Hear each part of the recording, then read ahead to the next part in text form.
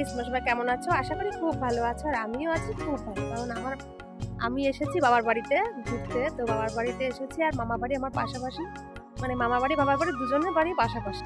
কতটা এরিয়া নিয়ে মামা পানের বরজ তৈরি করেছে, তো তোমাদের সঙ্গে আজকে সেটাই আমি শেয়ার করব। আর শেয়ার করতে এসেছি, মনে মনে ভেবেছি যে তোমাদের আজকে এটা না দেখালে হবেই না।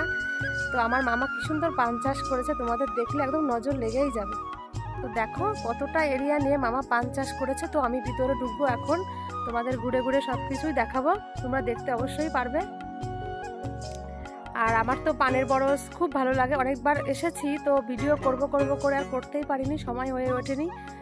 তো আজকে আমি শেষমেশ চলেই আসলাম তোমাদের দেখানোর জন্য। তো আমি চলে এসেছি, আর এখন আমি তোমাদের চলো ভিতরে যে সব কিছু দেখাবো। কতটা সুন্দর লাগছে দেখতে জায়গাটা, তো ভিতরে না ঢুকালে আর বুঝতেই পারছি না। আর আমিও এসেছি, মামা সবে বেরিয়ে গেল পানের বরজ থেকে পান তুলে নিয়ে। তো আমার খুব খারাপ লাগছে যে আমি আসলাম, মামারও পান তোলা হয়ে গেল। তো আমি একটু বাড়ির কাজে ব্যস্ত ছিলাম, তো সেই কারণে আসতে একটু লেট হয়েছে। তো সেই কারণে দেখাতে পারিনি মামা পান তোলাটা কীভাবে মানে তোলে। মামা আমি দুজনই ছিল, এইমাত্র বেরিয়ে গেল। তো আমি তোমাদের জাস্ট ভিতরে ঢুকে দেখাবো পানের বরজটা, তো তোমরা এখন দেখে নাও, চলো। প্রথমেই বলি, মামা কিন্তু এই পান গাছের জন্যে সারাদিন খুব পরিশ্রম করে। এই পান গাছটাকে খুব যত্ন করতে হয়, আর পরিষ্কার পরিচ্ছন্ন রাখতে হয়। মামা দেখো কতটা পরিষ্কার পরিচ্ছন্ন রেখেছে পান গাছের ভিতরে, কোনো আগোছালো নেই, মানে সুন্দর পরিষ্কার করে রেখেছে মামা। আমাদের এখান থেকে দেখাই, দেখো নিচ দিয়ে, এটা হলো নিচে গোড়ার থেকে, মানে এখান থেকে কিভাবে আস্তে আস্তে উঠেছে দেখো। এই যে হলো নিচের গোড়াটা, এবার আস্তে আস্তে পান গাছ উঠছে, কিভাবে উঠছে দেখো।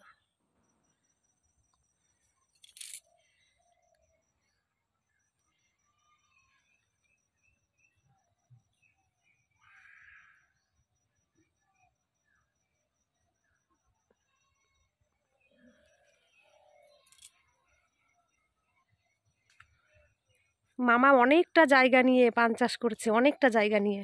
তো তোমাদের আমি সবটাই ঘুরে ঘুরে দেখাবো, তোমরা আমার সঙ্গে থাকো আর ভিডিওটি ভালোভাবে দেখতে থাকো। আর যা দেখাচ্ছে না, মানে কি বলবো তোমাদের, এত সুন্দর লাগছে জায়গাটা দেখতে, কি বলবো তোমাদের। আর মানে গ্রাম বাংলার অপরূপ দৃশ্য। আজ গ্রামের মানুষরা না থাকলে হয়তো কলকাতা শহরের মানুষগুলো সত্যিই বাঁচতে পারতো না, আমি যতদূর এখন বুঝি। কারণ গ্রামের মানুষরা প্রচুর পরিমাণে কষ্ট করে, তারপর এত পরিশ্রম করে, এত পরিশ্রমের ফলে এরকম পান গাছ, তারপর ধানের থেকে চালের থেকে শুরু করে গ্রামের মানুষরাই কিন্তু সব কিছুই তৈরি করে। কিছু কিছু জায়গায় আছে গ্রামের মানুষদের খুব অবহেলা করে, কিন্তু গ্রামের মানুষের অবদান একদমই ভোলা যায় না। উপরে আবার এই যে পাখাটি দিয়ে চাল দিয়েছে, এখানেই দেখো এই চালটা দিয়েছে কেন, যে পান গাছ উপরে উঠলে নাকি পান গাছের আগাটা কুঁকড়িয়ে যায়, তখন আর পানের গাছটা বাড়ে না। তো সেই কারণে চাল দিয়ে দিয়েছে এখানে, যাতে রোদের তাপটা না না আসে। রোদের তাপ লাগলে কি হয়, পানগুলো আর হয় না, পান কুঁকড়িয়ে যায়, পোকা লেগে যায়। দেখো কতটা জায়গা নিয়ে পান চাষ করেছে আমার মামা। এই দেখো কতটা জায়গা নিয়ে, কতটা এরিয়া। তো তোমাদের কেমন লাগছে বলো আমার এই ভিডিওটা দেখতে।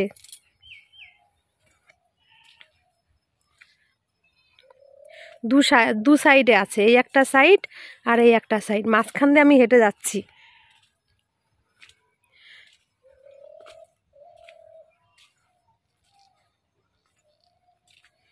এদিকের গুলো ছোট ছোট হয়েছে পান গাছগুলো, এই পাতাগুলো কি সুন্দর হয়েছে, পানের পাতা।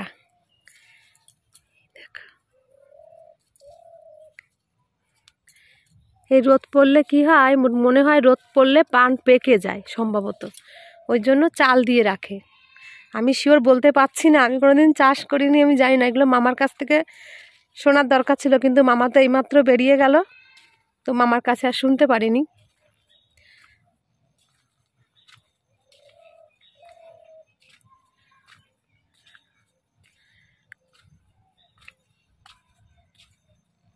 চাষ করার পদ্ধতিটাই অন্যরকম। এখানে মাটি ঘুরেছে মামা, তারপর এখানে শিকড়গুলো কিভাবে লাইন দেয়া আছে,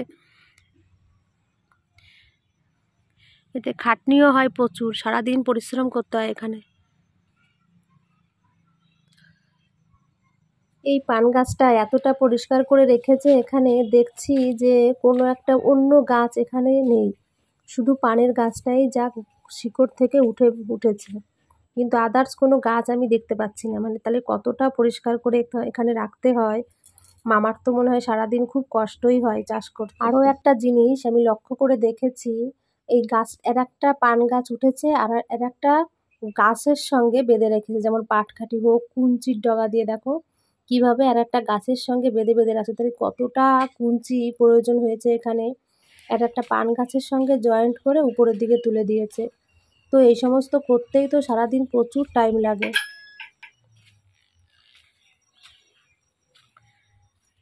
এখানে আবার পান গাছগুলো একটু বড় বড় হয়েছে, ওই পিছন দিকটা একটু ছোট ছোট ছিল, তো এখানে অনেকটা বড় বড় হয়ে গেছে পান গাছগুলো। আমার মামারা পান বিক্রি করে ভালোই পয়সা ইনকাম করছে, তো মনে হয় পান গাছে অনেক টাকা ইনকাম করা যায়। আর আমার মামা নিজেই পান তোলে এবং আমাদের এখানে হাটবার করে, প্রত্যেক হাটবার মামা পান বিক্রি করে, তাতে ভালো পয়সা মামা ইনকাম করতে পারে।